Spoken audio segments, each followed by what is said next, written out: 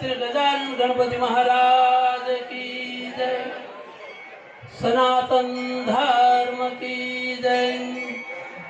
यज्ञ नारायण भगवान की जय। गणपति दादाना आ चेतनमय स्थानमा અને પાટોત્સવ શબ્દ વાપર્યો છે, પરંતુ અહીં સાક્ષાત ચેતના ગણપતિ દાદાને બિરાજે છે। આપ સૌ એનો ઇતિહાસ જાણો છો, પરંતુ દેવ છે ને એ સમયે સમયે જ્યારે જરૂર પડે ત્યારે જીવોનું કલ્યાણ કરવા માટે એમની ચેતના એમની હોરા ફેલાવતા હોય છે। હમણાં અમારા ગોપનાથમાં ગોપનાથની બ્રહ્મચારી જગ્યાની જવાબદારી છે, તો જો મોરારી બાપુએ સપ્તાહ કરી ત્યારે મેં અમને કહ્યું હતું વિક્રમ સંવત 1487 નરસિંહ મહેતાને 14 સોમવાર ચૈત્ર મહિનાની રાત્રે 11:15 વાગ્યે કમળની જેમ લિંગમાંથી ખીલી અને વરદાન માગવાનું કહ્યું। અને એ જ રીતે આ ગણપતિ હું નાનો હતો ત્યારથી અહીં દર્શને ઘણીવાર આવું છું, તો અહીંની પણ કેટલાક શ્રદ્ધાપૂર્વકના ચમત્કારિક પ્રસંગો એમના શરીરમાંથી જે માનવ શરીરમાં લોહી નીકળે એમ લોહી નીકળેલો એવી ઘટનાઓ છે।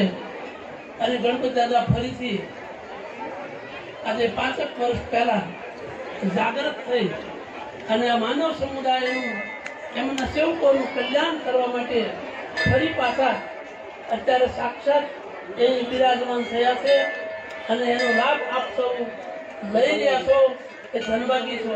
અહીં યજ્ઞમાં બેઠેલા જે દંપતીઓ છે એ દંપતી ભાગ્યશાળી, એમને ભાગે પાટોત્સવ નિમિત્તે આમ તો પુનરુદ્ધાર ગણપતિની મૂર્તિ તો સાક્ષાત છે, પરંતુ એ અમુક સમયે કારણ કે દેહ પણ જીર્ણ થાય છે તો મૂર્તિ જીર્ણ થાય। કેટલાક લોકો સવાલ કરે કે ભાઈ અત્યારે દૂધની જરૂર નથી શિવલિંગ ઉપર, એને બદલે ગરીબોને, જે શિવલિંગ ઉપર ચડાવતો હોય ને એ ગરીબોને મદદ કરતો હોય, જે ઘેર દીવો કરતો હોય એ કામ કરતો જ હોય।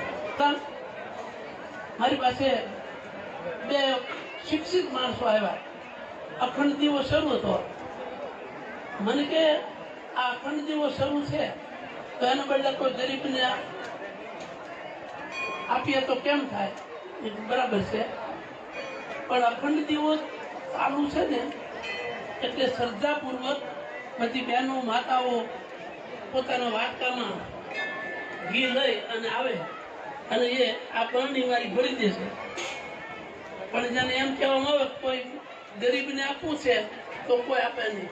આપણા ધર્મ દ્વારા ઋષિ મુનિઓએ એક માનવ સેવા, ધર્મમાં માનવ સેવા ઊભી કરી છે। તમારા ઘેર તમે દીવો જલાવતા હો તો એની ઓરા 5 ઘરે પહોંચે અને એ પણ પગે લગવા આવે। એક શ્રદ્ધાનો વિષય કે અત્યારે વિજ્ઞાન આગળ એટલું બધું વધ્યું છે કે આપણને તર્ક થાય, પણ એ જરૂરી નથી।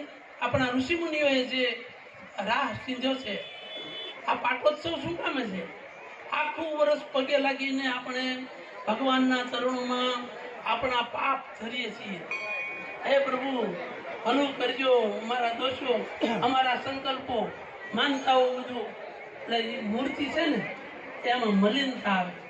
એ મલિનતા આ યજ્ઞના મંત્રો દ્વારા એ મૂર્તિ ફરી પાછી શુદ્ધ થઈ અને ચેતનામય બને। એટલા માટે વર્ષે આવા ઉત્સવો, યજ્ઞો અને કાર્યક્રમો રાખી અને આપણે માથું ટેકવવા અવશ્ય આવવું જોઈએ। ધર્મ હમણાં બ્રાહ્મણ જેવું બોલતો હતો, પણ બહુ મોટા જે ઉદ્યોગપતિઓ કાતે છે ને એ ધાર્મિક હોય, આપણે એમ કઈ કીધો એને એવો પૈસો એમ નથી, એમને સંતો તરફથી આજ્ઞા થઈ હોય કે તમને આપેલું ધન, તમને આપેલું શરીર એ પરમાત્માની કૃપાથી મળ્યું છે તો એને તમે સારે માર્ગે વાપરો। આ ગણપતિ દાદાનું સેવક જીવાભાઈ લાજવા શેત્રુજી રેલી ત્યારે ડેમ હતો નહીં, શેત્રુજી ડેમ હતો નહીં એની પાસે. અને એ સમયે 1965 પહેલા રામજીભાઈ એ જીવા દાદા બંડી કરતા મેં જોયેલા છે. અને શેત્રુજી માંથી એક પેટી મળી, બગસરા ને સોની અને સાંતલી નદી મળે છે.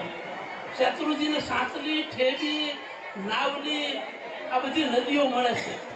શેલ નદી અને એ ડેમ ભરે છે. ખોડિયા ડેમ તો ભરાય પછી બહુ મોડું પાણી આવે. આ 5 નદીઓ બહુ મોટી છે સૌરાષ્ટ્રની. એટલે એ નદીમાંથી તણાઈને આખું એક પેટી ભરાય ઉપડે, માંડ ઉપડ્યા નથી. ઘેર લાવીને જોયું તો આખી સોનાની ભરેલી પેટી. અને એ જ સમયે સવારે કોઈ એક સંત આવ્યા અને એમણે રોટલો ખવડાવ્યો. સંત બેઠા છે એને કહ્યું કે જીવાભાઈ શું ધંધો કરે? એ કે કડિયા કામ બાબા થોડું, પણ મારે મને ધન મળ્યું છે, આનું શું કરવું? ત્યારે કે બેટા આ ધન છે ને એ તને ધર્મને માર્ગે વાપરવા આપ્યું છે, માટે તું વાપરજે. અને એમણે અહીં આવીને આ ધર્મ જ છે, કારણ કે કૃષ્ણદેવ છે લાજવા પરિવારના, પરાશર ગોત્રના. પણ એ જીવાભાઈએ સૌ પ્રથમ આપણો સુખદેવ સ્વરૂપ પરમ પૂજ્ય ડોંગરા બાપાની સત્તા તળાજામ બેસાડી. અને આજે પણ મોરારી બાપુ મને ભાળે એટલે તરત યાદ કરે કે જીવાભાઈ લાજવા આ ખાલી બલેવા બ્રાહ્મણ એમ કે જીવાભાઈ લાજવાઈ એમ મોરારી બાપુની તળાજામાં 2 વાર કથા કરી. હું કહેવા એ માંગુ છું કે એમને મળેલું ધન એમણે સતમાર્ગે વાપર્યું. આજે એ પુરુષને યાદ એટલા માટે કરું છું, એમણે ધન વાપર્યું હતું. અને જીવાભાઈ વાડીમાં જ પછી તળાજાના બધા પ્રસંગો થતા એ આમાંના કેટલાક વડીલો છે એ જાણતા છે કે પ્રસંગ ક્યાં છે. તો જીવાભાઈ લાજવાઈ વાડીમાં કોઈ પણ કથા કરવી હોય તળાજાવાળા ત્યાં, અને જીવા દાદા એમણે પાછી બંડી જ રાખી દો. આ ઇમેજ કહે કારણ કે ઘાટવાળાના વ્યવહાર હતા એટલે અવારનવાર આવતા. અમે નાના એટલે પિત્તળનો લોટામાં ચા પાવા જઈએ, ત્યારે કાંઈ ખબર નહીં આવી. બધા વાતો કરે આને ઘણું મળ્યું છે, ઘણું મળ્યું, પણ એને સતમાર્ગે વાપર્યું હતું. આમ આપણે મળેલો ધન, આપણે મળેલો આ દેહ, 3 પ્રકારની સેવા છે: તનુજા, વિતજા અને માનસી. તનુજા એટલે શરીરથી સેવા થાય એ તનુજા સેવા છે. વિતજા તમને મળેલું ધન ધર્મના માર્ગે વાપરો એ વિતજા સેવા છે. અંબાણી છે એ વિતજા સેવા કરે, બિરલા છે એ વિતજા સેવા કરે. એને ધનની ખબર નથી પણ વાપરે બહુ. એના લગ્નમાં શંકરાચાર્યનું બોલાવી, એમણે દરેક સંતોને બોલાવી અને વિતજા સેવા અને મનથી પ્રભુનું સ્મરણ કરવું, આનું નામ છે માનસી સેવા. 3 પ્રકારની સેવા છે. આપ સૌ મોટા ભાગે બ્રાહ્મણો બેઠા છો ત્યારે તનથી સેવા કરો છો, વિતજા ધન પણ વાપરો છો. પણ હવે વાત રહી કે ગાયત્રી મંત્ર ગણપતિ આજે બેઠું છે એટલે બ્રાહ્મણે સવારમાં ઉઠી અને સંધ્યા ગાયત્રી કરી અને ઈષ્ટ છે ગણપતિ નમઃની માળા કરો ને એટલે તમારો મનુષ્ય દેહનો ઉદ્ધાર થઈ જાય.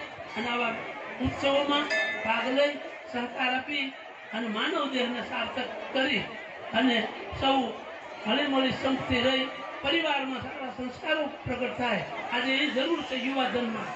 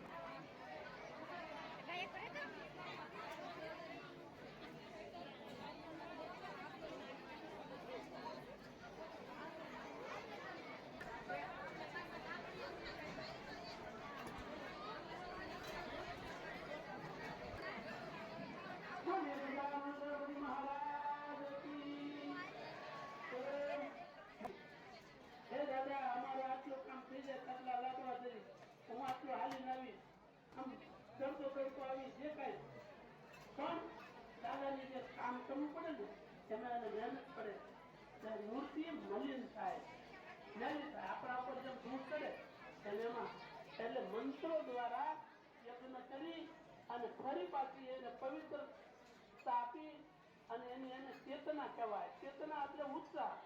સવારે ઉઠીને આપણે ઊંઘમાંથી પછી ઊંઘ પૂરેપૂરી દેવ છે અનાજને કતડવું નહીં, અનાજને જેતા ફેંકવું નહીં.